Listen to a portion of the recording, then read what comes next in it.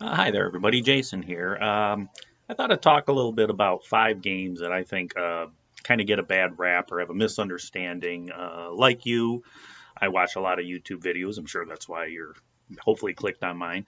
I like so many from like GameSack to Sega Lord X, the Angry Video Game Nerd, uh, so many more, Console Wars, SNES Drunk, and the 5 games I want to talk about here are 5 games that really a lot of people don't really like too much, but I actually happen to like these games, and in some case, almost love these games.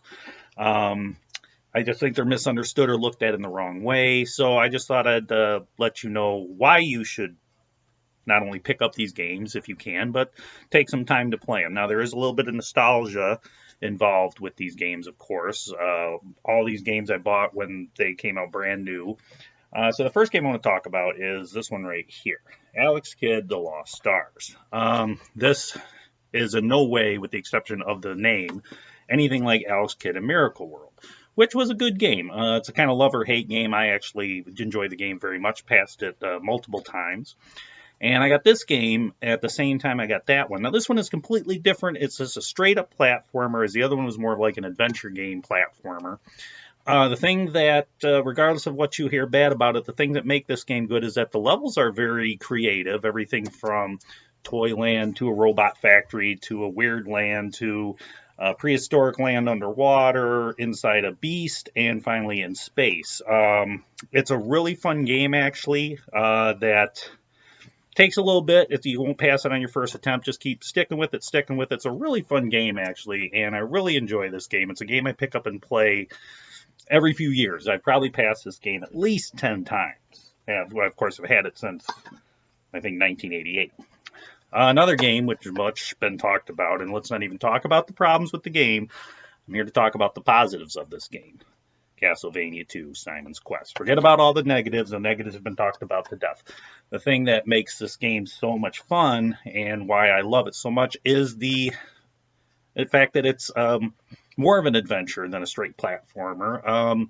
With all the guides that are out there on the internet and stuff, you really won't get lost anymore, and you can sit there and enjoy the great graphics, the fantastic music. In fact, the music in the town is one of the best Castlevania musics of all time.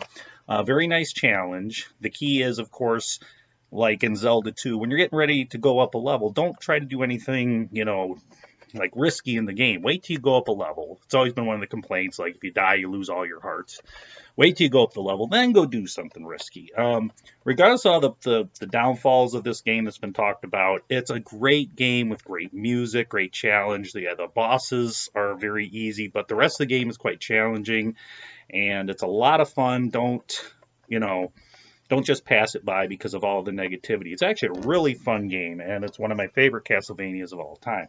I do really like Metroid style games. Metroid, when it first came out, one of my favorite games of all time. Super Metroid, all those. Very fun game. Let's see, another game, this one's for the Genesis, which does not have a whole lot of role playing games, is I've heard a lot of bad stuff about Super Highlight. Now, this game I do have Highlight back there for the NES. I haven't played it yet, but this game I bought it when it came out new, and it's actually a lot of fun. Graphically, it's nothing like it doesn't show off the Genesis power at all. But what it does have is really good music, a good story. If you give it some time, it's like all role playing games. If you go out the city, you try to venture too far, you're just going to die. You got to grind a little bit, like we're all used to in role playing games. Till you start, venturing further on and get to the first tower and all that. In fact, I like this game. I actually passed it twice. Really unique music, a lot of fun. I can't say how different or same it is to the other Highlight, but this is actually a pretty good game, especially considering there's not a lot of role-playing games for the Genesis. So not the best looker in the bunch, but it's got what it counts. It's a good role-playing game, good challenge, good story, very good music in my opinion. Everybody's opinion differs, just like with movies, food, music, whatever. Good game if you see it at a convention. Pick these up. All these should not be that expensive. Okay, next game, fourth game I want to talk about is another game don't hear too much positivity about is Sewer Shark for the Sega CD. I got the Sega CD for Christmas when it first came out. I believe in '92 if I remember, and I bought Chuck Rock in this game. Now I love the Sega CD because I was smart enough to stay away from all those full motion video games. I just wasn't interested in it, and I picked up all the good stuff like the Lunars and the Shining Forces and Dark Wizards and the Sonic CDs and the Pop Full Mail Adventure. All the good games I was buying, so I had a good experience. But as far as full motion video games go, this is actually a good game. It's a rail shooter. Where you have to make certain turns and you have to destroy the rats and the scorpions and stuff. And it has pretty good cutscenes. The acting isn't bad. It's still, the dialogue is, the story's cheesy, but the acting isn't bad. And the better you do, the better ending you have. And although you make a wrong turn, take too much damage, you die, there are checkpoints. So if you make it to the checkpoint and you die, you don't have to go all the way back to the start of the game. So this, as far as full motion video games go for the Sega CD, very few good ones. This is actually a good one. It's challenging, and I passed it multiple times because I wanted to get the best ending. Again, the better you do, the better ending. I wanted to see all the cutscenes. So, it's not a bad game. It's actually, I like it. I actually have the 3DO version as well, and I played that last year, and thought it was real good. It was good to go back down memory lane because I probably haven't played that game in like 25 years. And the fifth and final game is, this didn't get very good reviews. Well, most people hated this, Twisted Metal 3 when it came out. Now, I love Twisted Metal 2. In fact, Twisted Metal 1, 2, 3, 4, and Black, I've actually played and passed every single character in the game. And when this came out, it changed so much from Twisted Metal 2, which was really loved. It was made by a different designer, 989 Games, that most people, the way they changed the physics and the graphics, mostly the physics with the car tipping over, is that most people just hated it. But the thing that's cool about this game, why I really liked it, and I don't think it's better than Twisted Metal 2, but I still really enjoy it and wanted to pass all things, is that the challenge is there. The level design is okay. But what I like is that the computer opponents are kind of smarter in this game.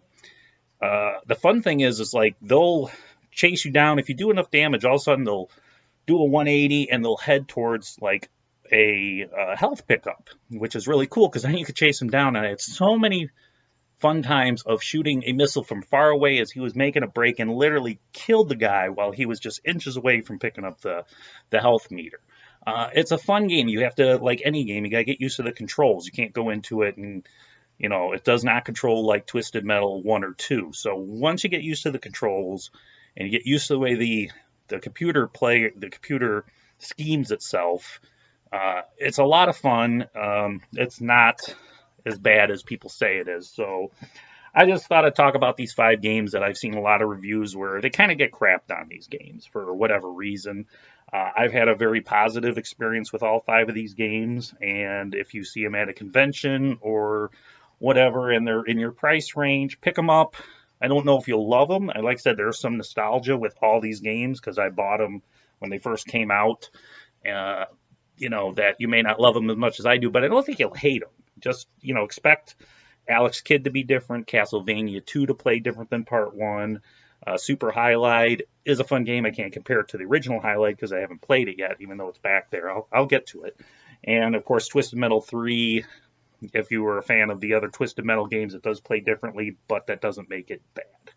So those are 5 games that I think are misunderstood. Hopefully you get a chance to play them. Maybe you think they all suck, or maybe you agree with me and think that they're pretty damn good. So enjoy playing your games, and I'll talk to you next time.